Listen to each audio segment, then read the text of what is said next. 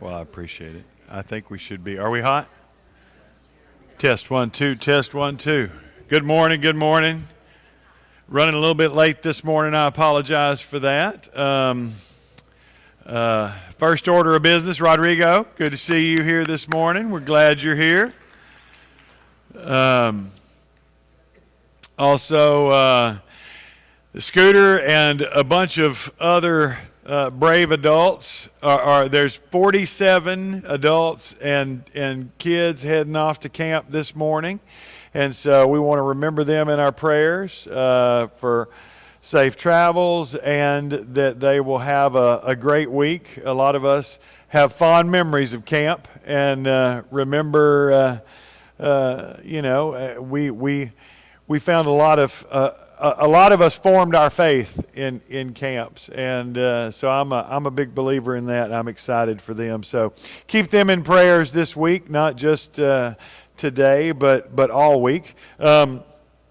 If you have your Bibles, we're going to be in 2 Samuel chapter 13.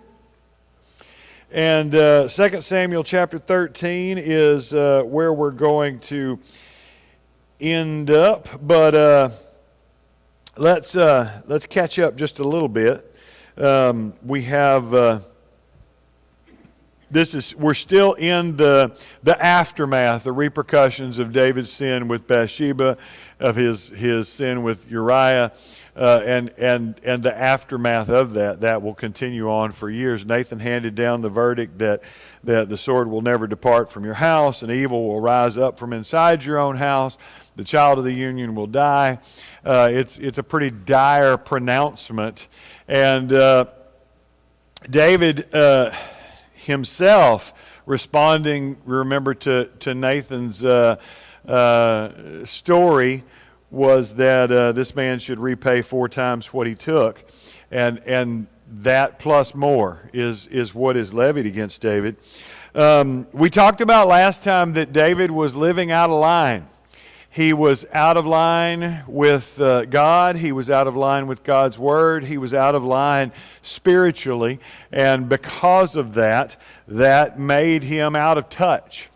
And that out of line, out of touch lifestyle, we start to see the repercussions of it, especially in his family life. We talked about last week that David's oldest son, Amnon, will rape Tamar, his half-sister, Absalom's sister. And David, once he finds out, the Bible says David was furious, but it doesn't matter because he's not going to do anything about it. And his fury doesn't really have any bite to it. However, Absalom's does. Absalom is this dude can hold a grudge. He holds a grudge for 2 years, and then he orchestrates a opportunity for Amnon and the others of the king's sons to go with him to come to his house for a big feast, festival, party, sheep shearing, and he preps his guards, his men, that when he gets there, when I give you the word, after we've got Amnon good and drunk, you're going to strike him down. And so he gives them that, and of course they follow through on that. And those of us who are reading, the bells go off. Where have I heard this before? Where wasn't it David who got Uriah drunk? Wasn't it David who instructed his men to kill Uriah? It's very much a reflection, and I don't think that's an accident. And we talked about last time that Paul says in Galatians, what a man sows also will he reap. And David has sown seeds of sin that are now coming to fruition in his own household. And so we'll pick it up in about verse 30. After Absalom has killed Amnon and all the other of the king's sons run away in fear, word comes back to David that Absalom has risen up and killed all the king's sons. Now remember, there's no telephones, there's not even any telegraph, there's not a Facebook or and so they have no way of knowing what's going on down there. All they know is that, the reports that are coming in. And so Jonadab, again, remember him? Back in I believe it was the beginning of 13. Jonadab is David's brother's son, and he is working in the kingdom as some kind of advisor, and he is a slippery dude. He is the one who convinces Amnon to do this whole plot thing that he can have an opportunity with Tamar. Go lay in your bed and pretend to be sick, and then tell the king that you need your sister to come, and that's just slippery. And so then he shows up again, telling David, "Oh no. It wasn't all the king's sons. Only Amnon's dead." And so you got to wonder, how does he know that? He wasn't there. How does he know that? I think he was privy to the plan. I think this dude's playing every side, every angle. And it would not surprise me if he'd been whispering in Absalom's ear. He's that kind of dude. But we'll pick it up in verse 30 of chapter 13. While they were on their way, the report came to David, "Absalom has struck down all the king's sons, not one of them is left." The king stood up, tore his clothes, and lay down on the ground, and all his attendants stood by with their clothes torn. But Jonadab, son of Shimeah, David's brother, said, My Lord should not think that they killed all the princes. Only Amnon is dead. This has been Absalom's express intention ever since the day Amnon raped his sister Tamar. My lord, the king should not be concerned about the report that all the king's sons are dead. Only Amnon is dead. And so here's Jonadab. This is a slippery snake playing all sides. Verse 34. Meanwhile, Absalom had fled. Now the man standing watch looked up and saw many people on the road west of him coming down the side of the hill. The watchman went and told the king, I see men in the direction of Horonaim on the side of the hill. Jonadab said to the king, See, the king's sons have come. It's happened just as your servant said. And as he finished speaking, the king's sons came in wailing loudly. The king too and all his attendants wept very bitterly.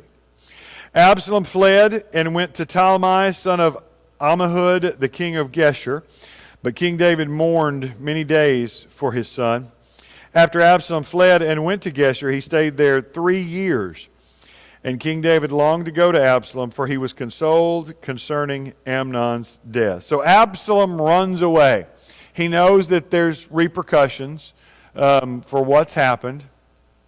He knows that he's not running to a city of refuge. Remember that from Joshua. They set up cities of refuge so that but those were primarily for if somebody is killed under their law, there was an avenger of blood who was a near relative or friend or somebody whose job it would be to get vengeance, to get justice. And he would go, or she, I guess, would go after that, the murderer, to get vengeance, to get justice. Sounds like a great movie, but or like a Western, right? Anyway, but they set up what's called cities of refuge. If, for example, I had we're out chopping wood and the head flies off of my axe and hits my buddy in the skull and he dies, then the avenger of blood's coming after me, but I didn't really do anything wrong. I didn't really murder him. I just kind of had an accident. And so I could flee to the city of refuge. They would protect me from the avenger of blood while they investigated and let me prove my case. If I proved that I was indeed, not, I mean, you're not innocent, but if I hadn't done it on purpose, then they would find a way to arbitrate, and I would pay a price to the avenger of blood. And okay, but he doesn't do that because this wasn't an accident, right? This is on purpose.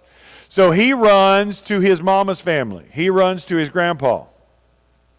because he's got to go somewhere, and you can't stay in Israel because you just killed the crown prince of Israel. And so he runs to his grandfather's house and stays there for 3 years. Absalom is nothing if not patient. He takes off and he hides in Geshur with his grandfather for 3 years.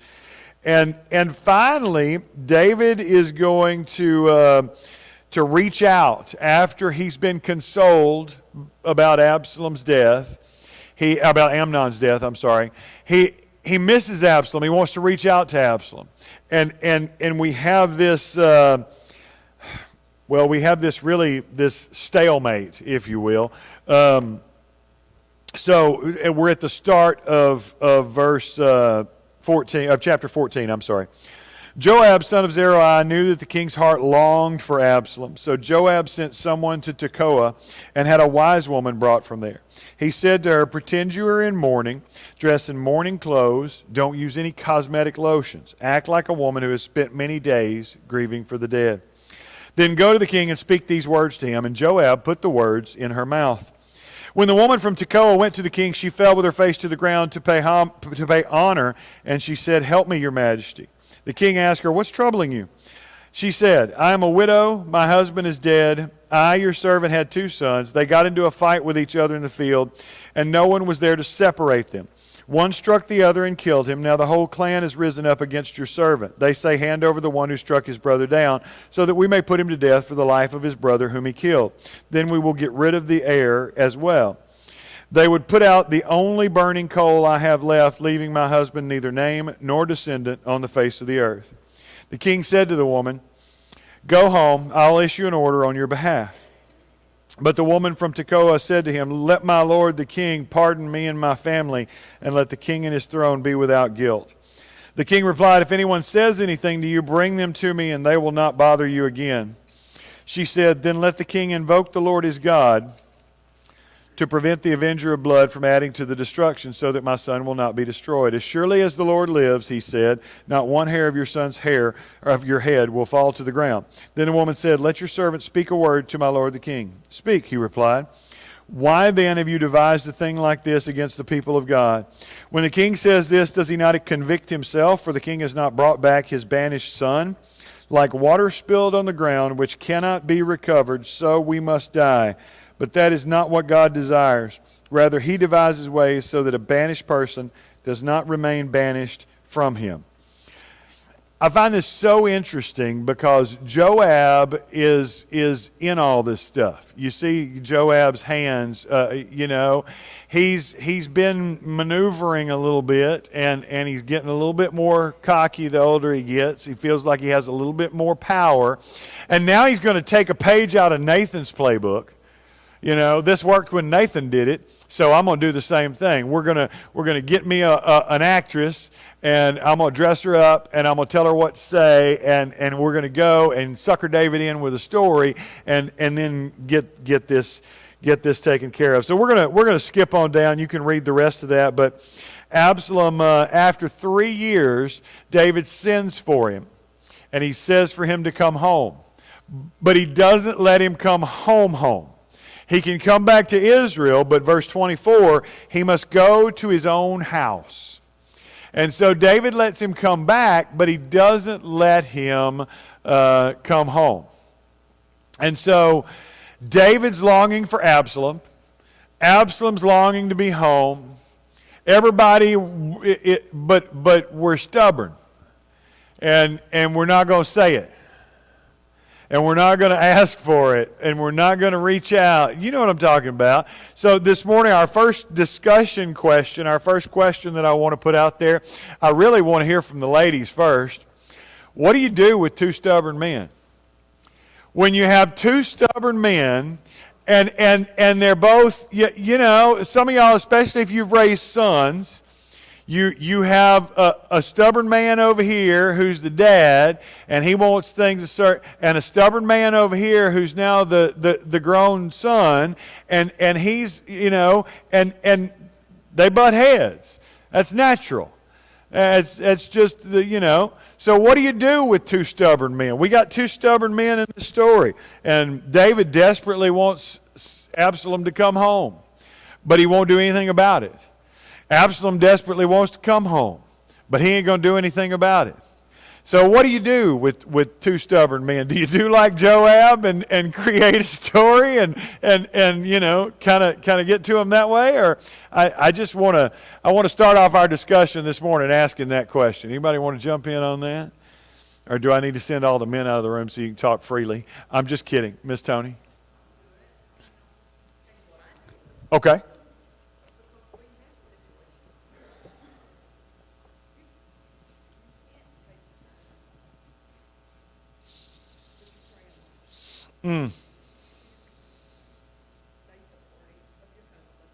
Right.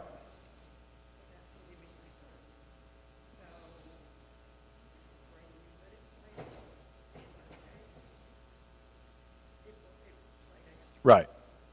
The power of a praying mom, praying wife, is not to be underestimated. I agree with that 100%.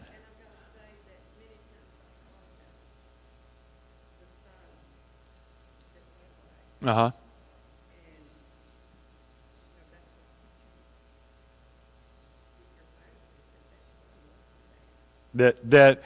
And I can't restate all of that, but I'll give you the gist of. Miss Tony said you've got to still support your husband without alienating your son. Is that fair? And so you're kind of in this middle ground, and she said you do a lot of praying. That's why I was saying the power of a praying wife and a praying mom. And absolutely, I lived it from the son's perspective. I've told y'all about my years of insanity that I like to call them, but when I ran off, and I would call home, and Mom would talk to me, and I wouldn't even ask to talk to Dad because I knew Dad was mad at me, and Dad wouldn't ask to talk to me. Now, I found out later, as soon as she'd get off the phone, Dad would be like, "What'd he say? What's he doing? Is he okay? Is he safe?" Typical Dad. But he wouldn't ask me that. And it was very much the same thing. Because I wouldn't have told him either. I'm not innocent, y'all. I was just as stubborn and bullheaded as he was. And Mom prayed a lot. And I that resonates with me because I think on the other side. Anybody else? What do you do with two stubborn men?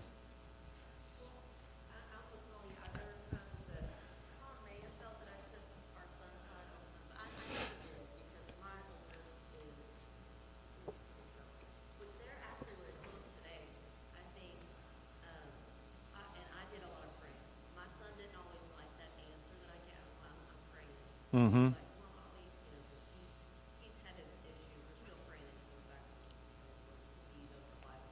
Mm. But I was the same way. I did a lot of praying because Tom actually is more easygoing now than he used to be. Mm-hmm. He was very, and a lot comes from some situations in his family. He really is a protector of our family. I mean, I'm the one that's like, he's up a little bit, he's so tough. But that's what I did. I will agree with Tony. But there were times that I would have to play Tom, maybe back off a little bit, see how it, let's let him fail. Tom, that's what Tom was like. I don't, we were kind of like, we want to see him. We've been through that. Yeah. We don't want, but especially because he's a guy, he's gone through, things that guys deal with and stuff. Yep. But I will agree with her. I did a lot of praying because our son, which he still is stubborn, but I will thank the Lord that they are seeing how things were when my son was younger, especially in high school. They might not be close today. Mm-hmm. But they are. I mean, they talk practically every day. So thank you for that. We'll still keep praying.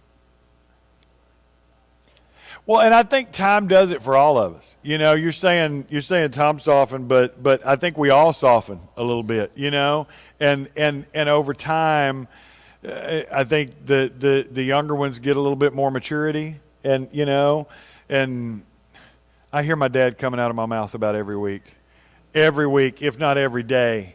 and he's gotten exponentially smarter the older I've gotten. You know, when I was young, he didn't know a thing, and even since he's died, he still keeps getting smarter. And because I find things, you know, and that's part of it. I want to call him and go, Dad, I'm sorry. You know, I mean, I know he knows, but and I don't know the theology of it, whether it's right or wrong, but I still talk to him sometimes because, you know, I feel bad because he didn't know anything when I was young, and you know, and now he's getting smarter and smarter the older I get. Dick?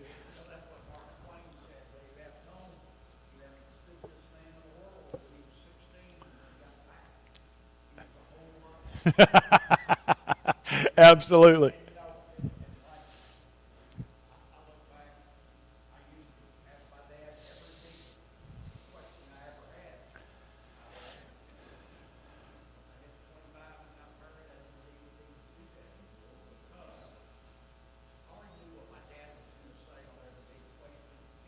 Absolutely.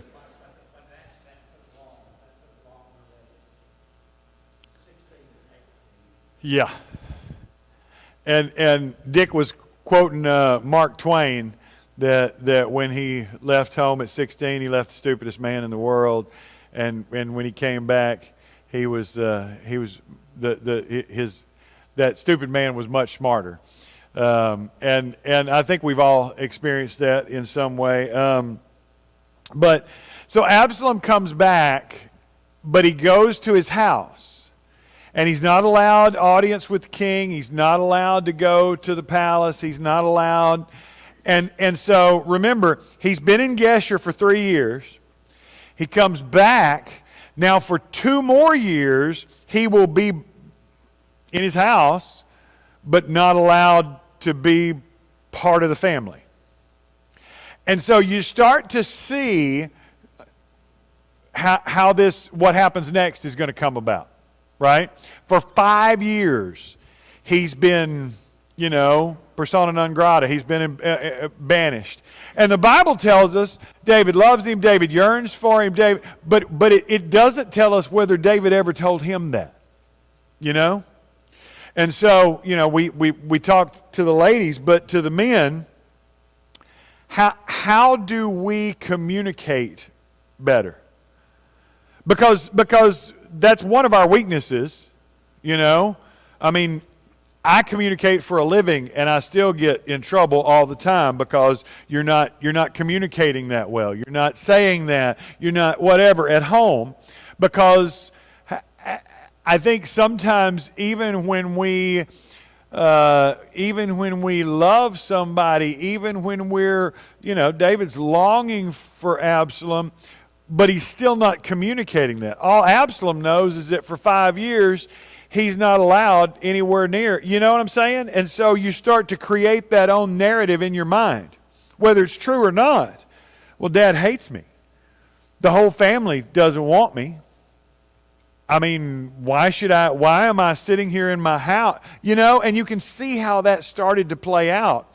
And so really, as men, how do we communicate that better? Because I think we do communicate. You know, a lot of times it may not be through words, but we express our affection, our love, our, you know, consideration, whatever words you want to use there.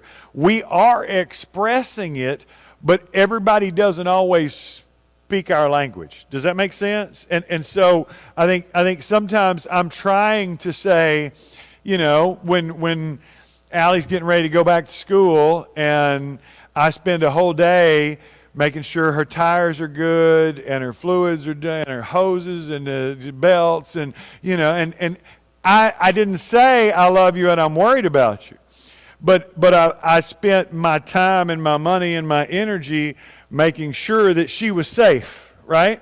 And so in my mind, I'm saying I love you, but is she hearing that? And Miss Tony, you've been patient. Okay, have a theory. Ooh, okay. She has a theory. Men think with their heads and women think with their hearts. Go ahead and expound on that a little bit.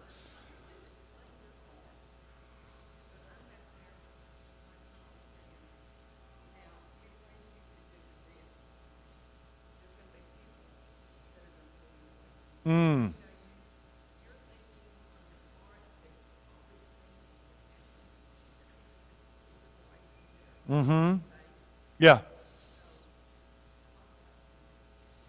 And I think you're right in a lot of ways. Men think with their heads and women think with their hearts. I think I can make a case from that, even from Ephesians 5. But what else? How can we communicate better the things that we want to say, but maybe for whatever reason, like David or like Absalom, we don't say?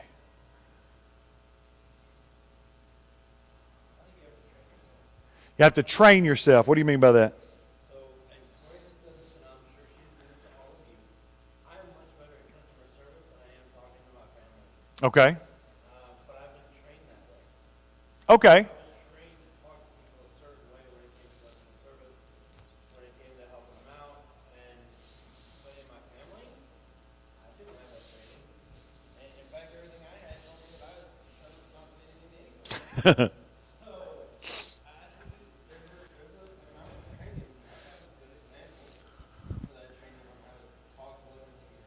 Oh, that's a good point. That you've got to train yourself, and it helps to have a good example of how to talk lovingly to your family. I think I was laughing because y'all remember Jingle All the Way? Bad movie, for a Christmas movie with Arnold Schwarzenegger and Sinbad. And at the beginning, his wife's on the phone. He said, "You're my number one customer," and that's why I was laughing. Sorry, weird way my brain works. But yeah, we have to train ourselves, and that's true. I think we're all blessed. All good fathers are usually blessed with a good mom, and I'm not saying that necessarily means a good wife or even the baby's mother. But usually, if you're a good father, you had a mom who raised you pretty well, or you have a wife who's teaching you how to do it better, and because none of us we didn't get a training manual, we're figuring this out. Vanessa?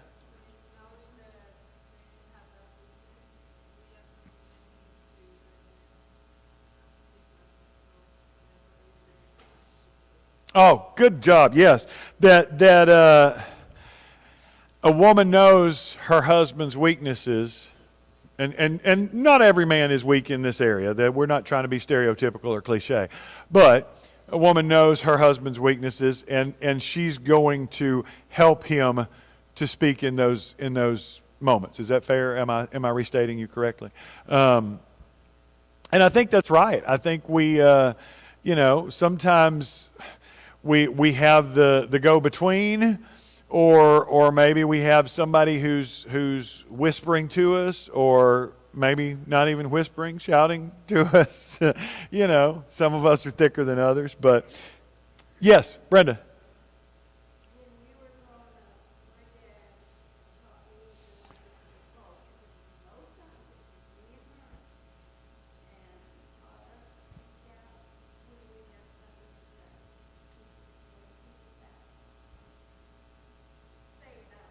Yeah. And I think we have to learn to speak one another's language. Like this weekend, Olivia, for the first time, discovered that she was watching all the Star Wars all the way through. I'm a big Star Wars nerd, right? And Hillary's like, "What are you doing? You got so much to do." And I'm like, "Do you know I've been waiting 19 years for one of my kids to want to watch Star Wars? I've tried to make them a couple times and it hadn't took. But now I got one that actually wants to. This is a pivotal moment in my life, But just sitting there with her, watching this together, was a bonding moment for her. And 20 years ago, Jeff wouldn't have known that, And so we got to be open to learn and to learn to speak in different languages. I want to read you a quote, and I want you to think about this just for a second, because I saw a quote, and I can't find, if you know who said this originally, I will be happy to give them credit. It's not original with me. But the quote is, "The opposite of love is not hatred. It is indifference." Now think about that for a minute. The opposite of love is not hatred, it's indifference. And we can give a lot of examples for that. I have a buddy that is a marriage and family therapist, and he will have couples come in, and he's told me, if I have a couple come in and they are screaming and yelling at each other and throwing things or whatever, I can work with that because there's still passion there. If they come in and both of them are just like, whatever, I usually cannot relight a fire. Now, if there's sparks there, I can kind of fan them, and maybe, but if we're going back and trying to relight a fire, I can't do that. The opposite of love is not hatred, it's indifference. And that's what Absalom experiences here. Whether he meant to or not, David communicated the opposite of love towards Absalom. He was trying to balance politics, and he was trying to deal with his own grief and his own guilt and his own anger. And I'm not judging him for what he did, but he does. And he just cuts Absalom off with no communication for 5 years. The opposite of love is not hatred, it's indifference. And so when there is no repercussions, David's furious, but nothing happens. It looks like you don't care. David is crying over his son, but his son never sees those tears. Absalom is desperate to be with his father, and I'm not going to read all of that because of time, but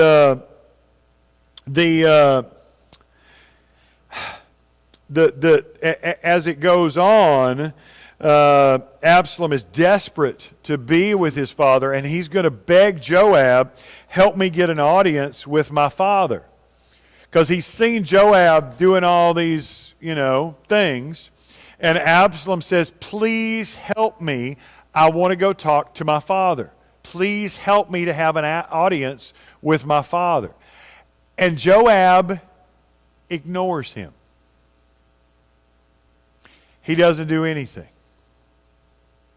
And I know this speaks to my own rebellious nature, but I kind of like Absalom. He cracks me up because broken hold a grudge, right?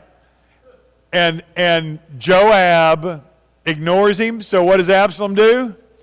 He sets Joab's fields on fire. You're not going to pay attention to me. Let's see if you'll pay attention to this. And he does.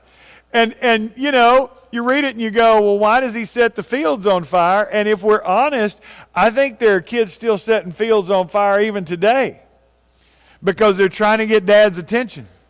They're trying to get somebody's attention. And if you're going to ignore me, I was one of those kids. I got in trouble because you paid attention to me then. The worst thing, my family will tell you, the worst thing you can do is ignore me because I'll be annoying until you pay attention to me. And it just, Absalom will not be ignored. But you see teenagers who are crying out through whatever means, and you've got your people pleasers who are killing themselves for grades and extracurriculars and whatever, trying to get mom and dad to notice. Then on the other end, you got the one that setting fields on fire because still same thing. I'm trying to get mom and dad to notice. We found a girl when I was teaching, special needs girl, middle school, so 11, 12 years old, in a middle school bathroom being promiscuous. And I was the case manager for her, and so I go to the meeting in the principal's office, and the principal's asking me, what do we do and all this stuff. And so they get on the phone, put it on the speaker, and call mom, and we tell mom what happened. And mom's response is, she's on birth control. Put her on the bus. She'll be all right. And it's like this kid is setting the field on fire, and you don't care, even now. There's no emotion. There's no any emotion. Anger, disappointment, nothing. just meh, whatever. And well, let me read you some statistics. According to U.S. News and World Report, 53% of teenagers report spending less than 30 minutes a day with their dads. Can you believe that? And this is fairly old, so it may be worse now. This is I think these are around, if not COVID numbers, pre-COVID numbers. 45% report spending less than 30 minutes with their mothers, and 50% say they have not received a hug or parental words of praise within a 24-hour period. 54% they said they had never heard, or no, not never, they had not heard a parent say, "I love you," in over a week. And it's convicting for me, as a parent. I'm teaching my kids. If you have sons, you're teaching them what a man's supposed to act like, right? If you have daughters, you're still teaching them what a man's supposed to act like, and that's who they're going to go looking for. And so it's like, I don't know. I just feel like that is. Are we teaching our kids to be absent workaholics? Are we teaching our kids to be whatever? Because if we don't teach them, the world will. Somebody's going to teach them. They're going to learn it from somewhere. And I hear dads say, "Well, I gotta make him hard because the world is hard." Right? And the problem with that is, I think in the church we should be preaching something different. You need to make him godly because the world is hard. And that's where we've messed up. We get so wrapped up in when I was a youth minister, I used to hate when the church became a punishment. And that's either way. Like, you're going to church whether you like it or not, or you didn't get good grades so you don't get to go to camp, or whatever. I don't want to use church as a punishment, because that's you're still telling them this is a luxury item. This is something that's not essential. You would never say you didn't clean your room this week so you don't get to go to school. And because we're showing them by our actions what's important. We're teaching them whether we mean to teach or not. And I know I'm preaching to the choir, and most of y'all, if you're here at class at 9 a.m. on a Sunday, don't need to hear that. But we also need to be reminded. We read something like this, and we're like, where did Amnon learn this behavior? Where did Absalom learn this behavior? David taught him that, whether he meant to or not, because they're picking it up, whether we're telling them directly or not. It never ceases to amaze me that, and I've said this before, you see, this is why we try to do children's ministry and youth ministry different. But you have kids who are, from the time they're little, they're told to go to children's church and to go to the youth group, to go to children's church and then go to Sunday school and then go to the youth group. And we spend 12, 13 years telling them, this is not for you. You're the church of the future. Then they go out on their own, and all of a sudden they don't come to church, and we can't understand why. And it's like, we taught them. We've been telling them for 13 years, this is not for you. And so they got the lesson really well. And then we wring our hands and go, well, I just don't understand. They were here every Sunday, and I don't understand why those kids didn't remain faithful. Well, being in church doesn't make me Christian. Just makes me in church. Right? And so I think this is convicting for us as we read about David. We have to find a way not just to communicate, not just to not alienate, but to promote godly living as a priority. Now, how do we do that? Because obviously, if preaching and lectures and that kind of stuff was enough, we wouldn't have a problem. So how do we teach? How can parents make godly living a priority? How can a parent today, and I don't care what age they are, if they're little bitty or if they're teenagers or if they're grown, how do I make godly living? Not church attendance, not checking off boxes. How do I make godly living a priority?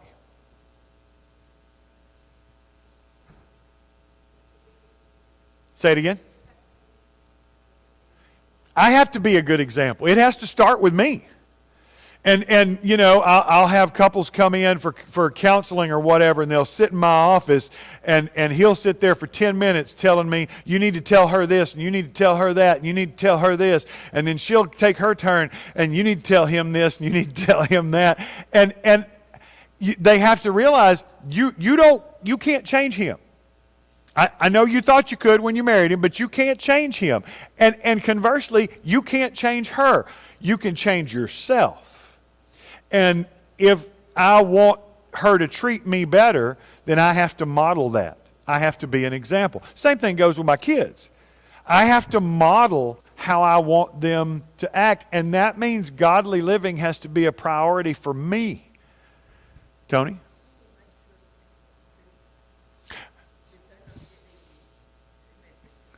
Absolutely. She said you have to make sure that it's consistent, that they're not getting two messages, that we put on our church clothes and we act one way at church.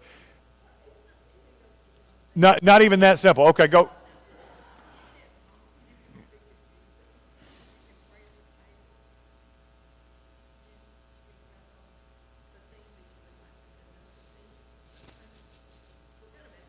Oh, absolutely.